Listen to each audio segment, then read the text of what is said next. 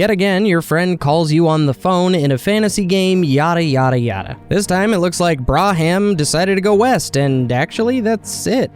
West bad, so we go? And so we head to the Black Citadel where we get on Ritlock. Wait, we don't actually ride a chopper this time? Uninstalling. So I guess we just fast travel to Bajora Marshes because choppers aren't cool anymore, and we meet up with Jarvis. She says she doesn't really have any scouts to send out, and it'll be up to you to head west instead. After a short westward journey, you find yourself at the Ghost Doggo of Foreshadowing, and Jarvis tells you to follow it over the phone. And of course, Ghost Doggo leads you right to the mountain pass that Bram was originally headed to. Before actually entering the mountain pass, you do stop and consider that you could actually just play some strike missions and forget this whole ordeal. But then you remember you have a video to make. Once on the other side of the mountain pass, you meet up with Braham's goodest boy Garm, who leads you the rest of the way to Braham's straight up Lassie style. Ahead, you meet up with Braham, who's in mortal peril, and so you save him. Once you've dealt with that threat, it's finally safe for you and Braham to head over to Bear City. They're a little hesitant to let you in at first, but then they remember that you're an epic dragon slayer, and they let you right inside. Just inside, you see Ritlock and Krisha, who are actually in jail, and for some reason, they're arguing like a lot. But don't worry, it's not like they would argue for this entire adventure. Either way, you gotta break them out of jail, and the best way to do that is to speak with Big Papa Bear. You convince him that Ritlock and Krisha don't need to actually be in jail, and before too long, he opens up and pulls out his spirits. Braham is all like, whoa.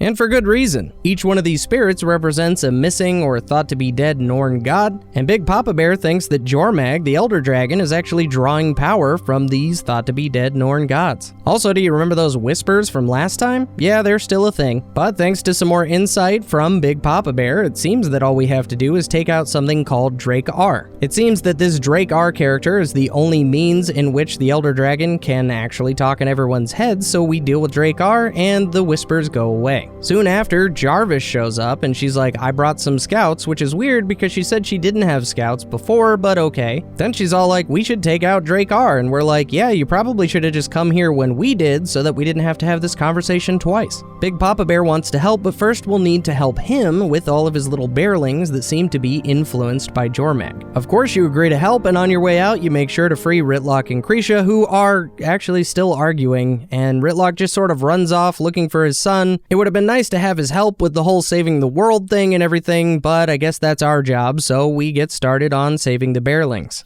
So after some travel, you do find some bearlings, and apparently we need to remove Jormag's influence, but instead of reasoning with them, since they're influenced by a whispering elder dragon, it would appear that instead we just need to help them fish and free them from some ice. And since that didn't really feel like it removed any of the elder dragon's influence, you just sort of wander around killing dragon minions until you eventually get another phone call. This time it's Braham, and oh no, it looks like he's gone west again. He asks that you and Jarvis meet him at an old shrine near a frozen lake. So you head to the old shrine where you find Braham, Jarvis, and King Doggo himself. King Doggo quickly corrects the information we got from Big Papa Bear, explaining that these thought to be dead Norn gods are actually just corrupted. They're not actually powering up the Elder Dragon. And you remember that one time, like a really long time ago, where Braham shot a bow at a thing? Well, it turns out he's basically a prophet now. Braham and Braham alone has the ability to talk to these Norn gods and convince them to stop being so corrupted. Also, it seems like if Braham actually does this successfully, he'll unlock Ultimate Doggo Beast Mode. So you and Lord Braham head to each Norn god, conveniently located nearby, and you do this so that he can fulfill his recently discovered prophecy. But it looks like each god requires a certain number of offerings before they'll feel like talking. The Ox god has you literally transform into an ox in order to drag offerings to an altar. The Eagle god has you murder some corrupted eagles and take their remains to an altar, but first you'll have to get through a maze of tornadoes. And the Wolverine god, actually, stop the video. Stop.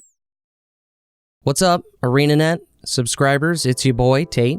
I just wanted to take this time to say that I really enjoyed the Wolverine Shrine. I thought it was perfect in a lot of ways. If you mess up, it actually kicks you out and you have to do it again. But more importantly than that, I think that you guys basically just made the single best tutorial for new players without even trying to do so. And I think we just need to copy and paste this at the beginning of the game if we can find a way through like a fractal event or a dream sequence, whatever it has to be. You may need to reposition some of the mushrooms to make dodging like more necessary. And I would honestly say that in the middle where we take the offerings, if that could summon a couple of bosses, right? And maybe there are pickup items that give you different skills like crowd control or Condi, and certain enemies can only die if you use those abilities to teach players. That's how you deal with certain things. I think you guys, you basically already made it. Just find a way to put this at the beginning of the game. I think it's A+. Again, more thumbs up. Yes, keep doing that. After earning an audience with each god, Braham basically just reminds the gods that deep down they're actually good and they agree to help. So now you and Braham return to Big Papa Bear to share the news. Papa Bear's all like, ask them for their power. But Braham says, It was a little more complicated than that. But that's basically literally what just happened. Deep down. In my heart, I still love you. Now we need to deal with Drake R, and according to Big Papa Bear, we need to cut him off of any of his magical idols. Braham suggests that we just smash the idols, and Papa Bear really loves this idea, so of course we just smash the idols. Yes. Also, while all sorts of stuff has been going on, everyone's favorite dysfunctional couple keeps butt dialing all of their fights for everyone to hear.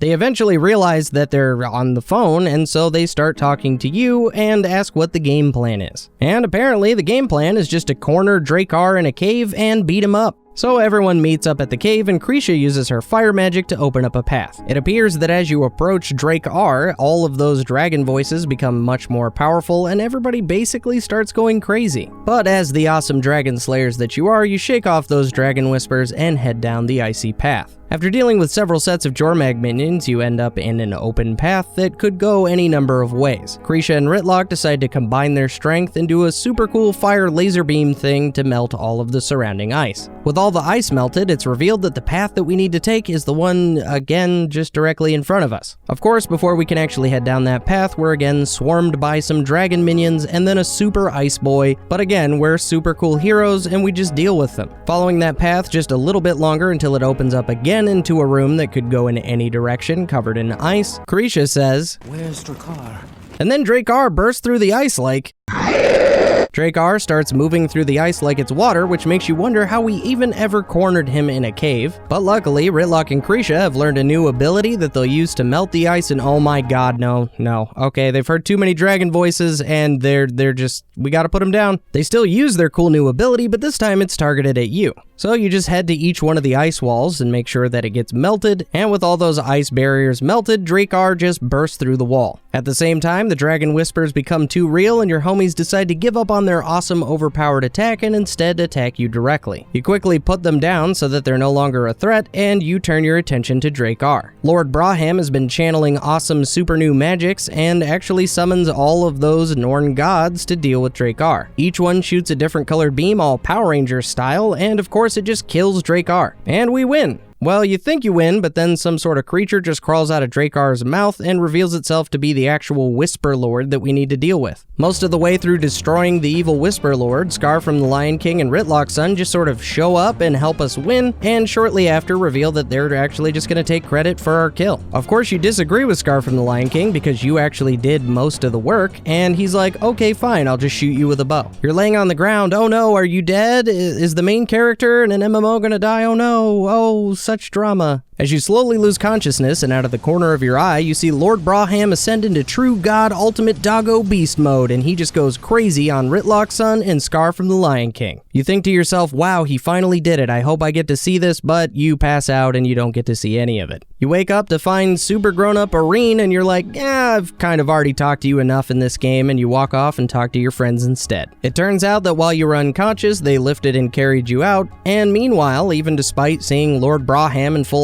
ultimate doggo beast mode, completely own Ritlock's son and Scar from the Lion King, they basically got away and actually took credit for your kill. Also, it doesn't appear that Ritlock or Krisha are even mad at Lord Braham for basically attacking their son, even despite the majority of the arguments you've overheard being solely about their son and how to protect them and get him back. No one really knows what the next course of action should be, so we ask the Elder Dragon, who basically just tells us to wait for Scar from the Lion King to do something first.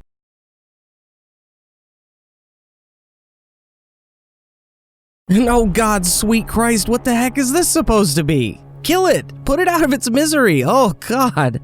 They say the best things are in the gem store, but